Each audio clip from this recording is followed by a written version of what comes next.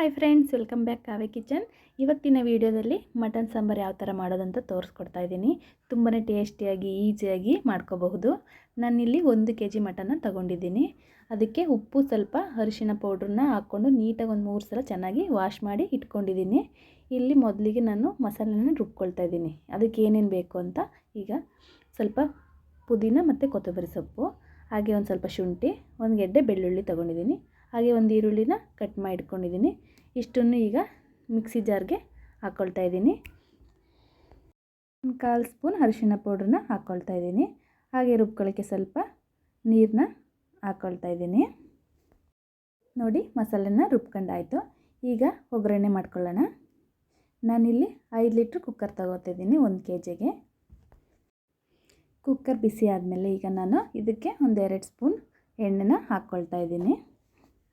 ನಾನು ಯಾವತ್ತೂ ಮಟನ್ ಸಾರಿಗೆ ಸ್ವಲ್ಪ ಎಣ್ಣೆ ಕಡಿಮೆ ಹಾಕ್ಕೊಳ್ತೀನಿ, ಏಕೆಂದರೆ ಅದರಲ್ಲಿ ಜಿಡ್ಡಿನಂಶ ಜಾಸ್ತಿ ಇರುತ್ತೆ. ನೋಡಿ, ಇಲ್ಲಿ ಒಂದು ಈರುಳ್ಳಿನ ಕಟ್ ಮಾಡಿ ಇಟ್ಕೊಂಡಿದ್ದೆ, ಹಾಕ್ಕೊಳ್ತಾ ಇದ್ದೀನಿ. ಈಗ ಸ್ವಲ್ಪ ಟೊಮೊಟೊ, ಕೊತ್ತಂಬರಿ ಸೊಪ್ಪು ಇಷ್ಟನ್ನು ಹಾಕ್ಕೊಂಡು ನೀಟಾಗಿ ಎಣ್ಣೆಲಿ ಚೆನ್ನಾಗಿ ಫ್ರೈ ಮಾಡ್ಕೊಳ್ತಾ ಇದ್ದೀನಿ.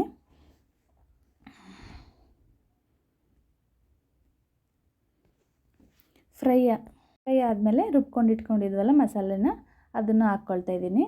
ಇದನ್ನು ಈಗ ಒಂದು ಎಣ್ಣೆಯಲ್ಲಿ 1-2 ನಿಮಿಷ ನೀಟಾಗಿ ಚೆನ್ನಾಗಿ ಫ್ರೈ ಮಾಡ್ಕೋಬೇಕು. ಹಸಿ ವಾಸನೆ ಏನಿದೆ ಅದೆಲ್ಲ ಹೋಗಬೇಕು. ನೋಡಿ, ಚೆನ್ನಾಗಿ ಫ್ರೈ ಆಗಿದೆ. ಈಗ ಇದಕ್ಕೆ ನಾನು ಮಟನ್ನ ಹಾಕ್ಕೊಳ್ತಾ ಇದ್ದೀನಿ.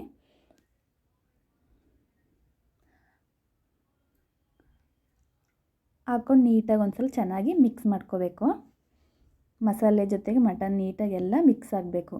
ಆ ಥರ ನೀಟಾಗಿ ಮಿಕ್ಸ್ ಮಾಡ್ಕೋಬೇಕು. ಚೆನ್ನಾಗೆಲ್ಲ ಮಿಕ್ಸ್ ಮಾಡ್ಕೊಂಡಾದಮೇಲೆ ಈಗ ಸ್ವಲ್ಪ ಉಪ್ಪನ್ನ ಹಾಕ್ಕೊಳ್ತಾ ಇದ್ದೀನಿ, ಮಟನ್ಗೆ ಹೊಂದ್ಕೊಳ್ಳಿ ಅಂತ. ನೋಡಿ, ಈಗ ಉಪ್ಪೆಲ್ಲ ಹಾಕ್ಕೊಂಡಾದಮೇಲೆ ನೀಟಾಗಿ ಒಂದು ಸಲ ಚೆನ್ನಾಗಿ ಮಿಕ್ಸ್ ಮಾಡ್ಕೋಬೇಕು.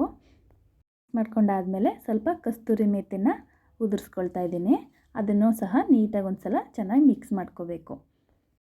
ಚೆನ್ನಾಗೆಲ್ಲ ಮಿಕ್ಸ್ ಮಾಡ್ಕೊಂಡಾದಮೇಲೆ ಈಗ ಒಂದು 5 ನಿಮಿಷ ನೀಟಾಗಿ ಮಟನ್ ಅದರಲ್ಲಿ ನೀರು ಬಿಡೋವರೆಗೂ ಬೇಯಿಸ್ಕೋಬೇಕು.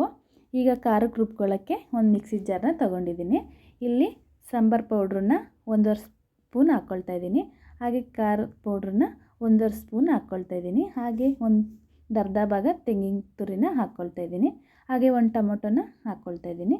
ಹಾಗೆ ಮಸಾಲೆಗಳನ್ನು ಸ್ವಲ್ಪ ಕಡಲೆ, ಗಸಗಸೆ, ಚಕ್ಕೆ, 1-2 ಲವಂಗ, ಒಂದು 4 ಮೆಣಸು ಇಷ್ಟನ್ನು ಹಾಕ್ಕೊಂಡು ಸ್ವಲ್ಪ ನೀರು ಹಾಕ್ಕೊಂಡು ರುಬ್ಕೊಂಡೆ. ಈಗ ನೋಡಿ, ಮಟನ್ ಎಲ್ಲ ಚೆನ್ನಾಗಿ ನೀರು ಬಿಟ್ಕೊಂಡಿದೆ. ಈಗ ಒಂದು ಸ್ವಲ್ಪ ಚೆನ್ನಾಗಿ ಎಲ್ಲ ಮಿಕ್ಸ್ ಮಾಡ್ಕೋಬೇಕು. ರುಬ್ಕೊಂಡಿರೋ ಖಾರನ ಹಾಕ್ಕೊಳ್ತಾ ಇದ್ದೀನಿ. ಈಗ ನಮಗೆ ನೀರು ಎಷ್ಟು ಬೇಕೋ ಅಷ್ಟು ಕ್ವಾಂಟಿಟಿಲಿ ಹಾಕ್ಕೊಳ್ತಾ ಇದ್ದೀನಿ. ಮಟನ್ ಸಾಂಬಾರು ಸ್ವಲ್ಪ ತೆಳ್ಳಗಿದ್ರೇ ಚೆಂದ, ಆಮೇಲೆ ಕುದೀತಾ ಗಟ್ಟಿಯಾಗಿಬಿಡುತ್ತೆ. ಅದಕ್ಕೆ ಸ್ಟಾರ್ಟಿಂಗಲ್ಲಿ ಸ್ವಲ್ಪ ತೆಳ್ಳಗೆ ಮಾಡ್ಕೋಬೇಕು. ನೋಡಿ, ನೀಟಾಗೆಲ್ಲ ನೀರೆಲ್ಲ ಹಾಕ್ಕೊಂಡಾದ್ಮೇಲೆ ನೀಟಾಗಿ ಒಂದು ಸ್ವಲ್ಪ ಚೆನ್ನಾಗಿ ಮಿಕ್ಸ್ ಮಾಡ್ಕೋಬೇಕು.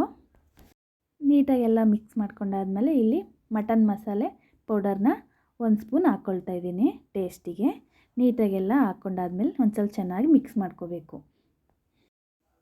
ಕುಕ್ಕರ್ ಮುಚ್ಚಳನ ಮುಚ್ಚೋಕ್ಕಿಂತ ಮುಂಚೆ ಒಂದು ಸಲ ಉಪ್ಪು ಖಾರ ಎಲ್ಲ ಕರೆಕ್ಟಾಗಿದೆ ಅಂತ ಒಂದು ಸಲ ಚೆಕ್ ಮಾಡಿಕೊಂಡೆ.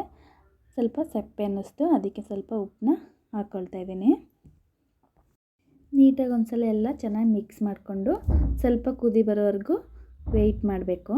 ನೋಡಿ, ಈಗ ಕುದಿ ಬರ್ತಾ ಇದೆ. ನಾನೀಗ ಕುಕ್ಕರ್ ಮುಚ್ಚಳನ ಮುಚ್ತಾ ಇದ್ದೀನಿ.